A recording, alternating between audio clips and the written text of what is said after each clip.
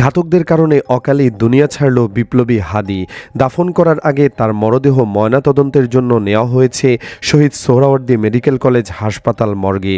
শনিবার সকাল 9:30টার দিকে হাসপাতালে নেওয়া হয়। সিঙ্গাপুরে চিকিৎসাধীন অবস্থায় শেষ নিঃশ্বাস ত্যাগ করা হাদীর লাশ জাতীয় হৃদরোগ ইনস্টিটিউটের হিমাগারে রাখা হয়েছিল। জুলাই বিপ্লবী শরীফ ওসমান হাদীর হত্যার বিচার দাবিতে উত্তাল সারা দেশ।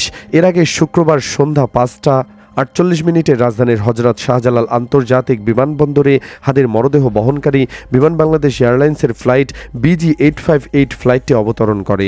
গত 12 ডিসেম্বর গণসংযোগের জন্য রাজধানীর বিজয়নগর এলাকায় গেলে চলন্ত মোটর সাইকেল থেকে হাদীকে গুলি করা হয়। গুলিটি তার মাথায় লাগে। গুরুতর আহত অবস্থায় তাকে ঢাকা মেডিকেল কলেজ হাসপাতালে অস্ত্রোপচারের পর ঢাকার এভারকেয়ার হাসপাতালে ভর্তি করা হয়। পরে উন্নত চিকিৎসার জন্য এয়ার অ্যাম্বুলেন্সে তাকে সিঙ্গাপুর নেওয়া হয়। সিঙ্গাপুরে বৃহস্পতিবার রাতে চিকিৎসাধীন অবস্থায় হাদী মারা যান। এদিকে ওসমান বিন হাদীর হত্যাকাণ্ডে গভীর উদ্বেগ প্রকাশ করেছে জাতিসংঘ।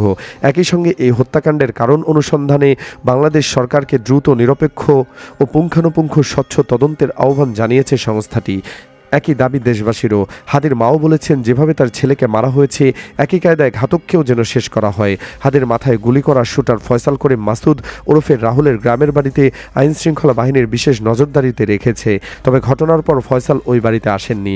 এদিকে সাংবাদিকদের কাছে এক প্রতিক্রিয়ায় শুটার ফয়সালের চাচি মিনারা বেগম বলেছেন, হাদীকে যেভাবে গুলি করে হত্যা করা হয়েছে ঠিক সেভাবেই ফয়সালকে গুলি করা হোক। দর্শক, হাদীকে শেষ করে কি ওরা বাংলার লাখো যুবককে থামাতে পারবে? কি মনে হয় আপনার? মন্তব্যে জানিয়ে দিন কমেন্ট বক্সে। ভিডিওটি ভালো লাগলে লাইক ও শেয়ার করুন, আর আমাদের চ্যানেলে নতুন হলে সাবস্ক্রাইব করে সাথেই থাকুন। ধন্যবাদ।